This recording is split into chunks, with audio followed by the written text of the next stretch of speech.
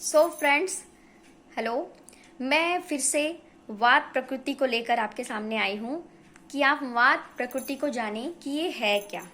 देखिए फ्रेंड्स, जैसे कि मैंने इसके पिछले वीडियो में बताया कि जल, अग्नि, पृथ्वी, वायु आकाश, ये 5 तत्व से हमारा शरीर बनता है।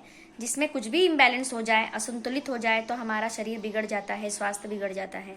तो मैं आपको ये बताऊंगी कि जो वात है वो किससे संबंधित है। वात है वायु से संबंधित है, और जो कफ है वो बलगम, और जो पित्त है वो हमारे शरीर में जो रस को पचाता है, पचन क्रिया जो करता है, उसमें जो लिक्विड फॉर्म में रहता है वो है अपना पित्त। तो मैं आज आपका सबसे महत्वपूर्ण टॉपिक लूंगी, एक ही टॉपिक लूंगी, वो है वात। आज हम सिर्फ वात के बारे में ही बात करेंगे। तो फिर वात है क्या? वात जो है वो आकाश और वायु, ये 2 चीजों को मिलके बनता है।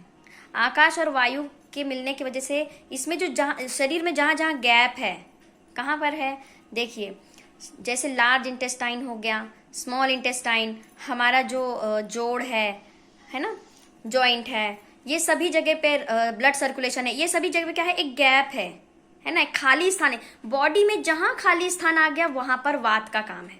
देखिए, वात हमारे बॉडी के लिए बहुत महत्वपूर्ण है। वात के वजह से ही हमारे शरीर में मूवमेंट होता है जो भी हम करते हैं, इसलिए तो ये हमारे शरीर के लिए बहुत ज़्यादा इंपॉर्टेंट है। अब देखिए, वात वाला जो व्यक्ति है, अगर वो बिल्कुल संतुलित आहार ले रहा है, अच्छी जीवन शैली जी रहा है, हाँ, प्राणायाम, योग सब कुछ कर रहा है, तो वो एक स्वस्थ व्यक्ति, उसे कोई बीमारी नहीं है। लेकिन अगर इसी में वात अगर बहुत ज्यादा बढ़ जाए तो वो व्यक्ति को हम लोग रोगी बोलेंगे, क्योंकि उसको कुछ ना कुछ तकलीफ बॉडी में होती रहेगी, राइट। तो वात प्रकृति क्या है? वात प्रकृति बढ़ने से हमारा जो ये है लार्ज इंटेस्टाइन, स्मॉल इंटेस्टाइन, इसे हम क्या कहते हैं कि छोटी आंतें, बड़ी आंतें, जिसमें से मल मूत्र बाहर निकालते हैं, मल मूत्र बाहर फेंका जाता है, उन सभी पे वात काम करता है, राइट। और इसमें अगर बैलेंस बिगड़ गया तो क्या होगा कि मल मूत्र बाहर निकालने में प्रॉब्लम्स होना शुरू हो जाएगा। हाँ, दूसरा है कि जो हमारा मूवमेंट है, जैसे कि उम्र बढ़ती है 55, 60 इयर्स के ऊपर, तो हमें क्या होता है, चलने फिरने में और मूवमेंट करने में प्रॉब्लम्स होने लगता है, राइट। मूवमेंट होने लगता है, तो फिर मूवमेंट होने वजह से क्या है कि मूवमेंट होने की वजह से हमारे शरीर में वात का जो कार्य है वो चलना शुरू होता है। मूवमेंट अगर प्रॉब्लम्स आ जाए तो हम ठीक से चल नहीं पाते, उठ नहीं पाते, बैठ नहीं पाते, पैरों में, घुटनों में। आपने देखा होगा आपके घर के बड़े जो हैं वो 60 ईयर्स अबव हो गए तो बोलेंगे हम बैठ नहीं पा रहे, हम उठ नहीं पा रहे। ये सब क्या है? ये वात असंतुलित होने की वजह से उनको होने वाले प्रॉब्लम्स है। इसी चीज को अभी हमें समझना है कि देखिए, पहले चलिए हम लोग बैक में जाते हैं कि पहले के लोग कैसे जीवन शैली जीते थे कि वो 100, 103, 104, कोई तो 130 साल की उम्र तक वो लोग बिल्कुल स्वस्थ होकर जीवन जीते थे। पर कैसे?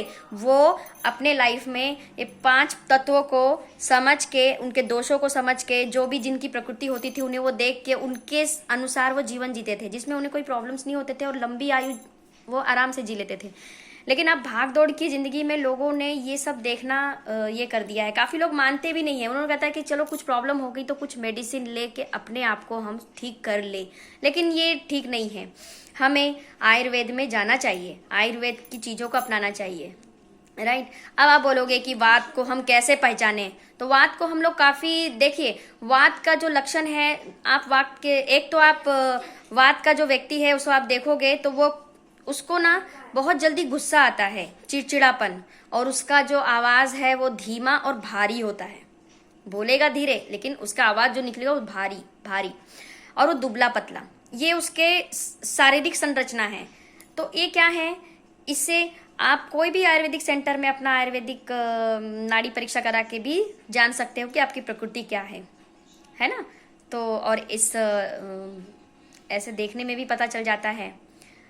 और इससे क्या होता है कि काफ़ी बार क्या होता है कि वात इम्बैलेंस होने की वजह से शरीर में बहुत सारे छोटे छोटे रोग होना शुरू होते हैं। तो मैं इसमें आपको कुछ उपाय बताऊंगी।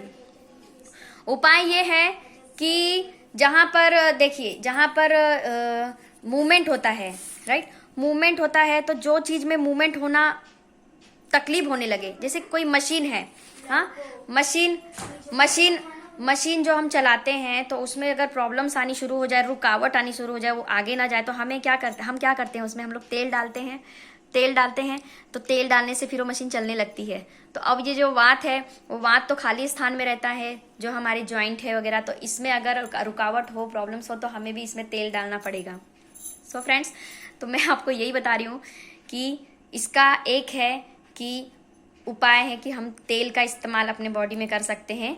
जैसे कि तिल का तेल बहुत उपयोगी है वात में, क्योंकि वात ठंडा होता है, तो इसमें हमें गरम जो है वो, जैसे कि तिल गरम होता है, सरसों गरम होता है। लेकिन ऐसे नहीं, आप अलग अलग स्टेट में रहते हैं, अलग अलग स्टेट में रहने की वजह से आप जैसे बहुत ज़्यादा गर्म इलाके में रहते हो, तो वहाँ आप तिल और सरसों तेल का इस्तेमाल अगर नहीं कर सकते हो, तो आप नारियल तेल, कोकोनट ऑयल का भी यूज़ कर सकते हो, राइट। देखिए, तिल के तेल का इस्तेमाल अभी हम कैसे करें, तो जैसे तिल का तेल हो गया, सरसों का तेल हो गया, इससे क्या करना है, जब भी हम खाना खाने बैठते हैं, सो फ्रेंड्स, हम लोग खाना खाने बैठते हैं तो हम ऊपर से वो तेल को डाल लें अपने खाने में और उसे हम खा लें। नेक्स्ट, हम लोग तेल को थोड़ा सा कान में, थोड़ा सा नाक में भी डाल सकते हैं, और पैर के तलवों में भी उसकी मालिश कर लें। और फिर जो कच्ची पक्की धूप होती है, 8 to 10 के बीच में हमें धूप भी ले लेना बहुत ज़रूरी है। देखिए फ्रेंड्स, वात प्रकृति का जो लोग है, अगर आपको पता चल गया कि आपका प्रकृति वात है, तो आपको अपने बॉडी को बहुत ज़्यादा एक्सरसाइज देने की ज़रूरत नहीं, बहुत ज़्यादा थकाने की ज़रूरत नहीं, क्योंकि ऑलरेडी शरीर दुबला पतला होता है इसमें, और इसके लिए फिर ज़्यादा हेक्टिक होने की भी कोई ज़रूरत नहीं है। आप प्राणायाम, ध्यान, मेडिटेशन ज़्यादा करने की कोशिश करें। अच्छा होगा कि आप जब हैप्पीनेस प्रोग्राम जो आर्ट ऑफ लिविंग में होता है, जिसमें कि योगा प्राणायाम सिखाया जाता है, जिसमें वात, पित्त और कफ को भी बैलेंस करने के लिए उसमें बातें बताई जाती है, जो आप डेली करोगे। देखिए, आप डेली प्राणायाम करोगे, मेडिटेशन करोगे, तो इजीली जो चिड़चिड़ापन है, गुस्सा है, वो स्टेबल हो जाएगा, शांत हो जाएगा, और आप अपनी लाइफ और बहुत अच्छे से जी सकते हो।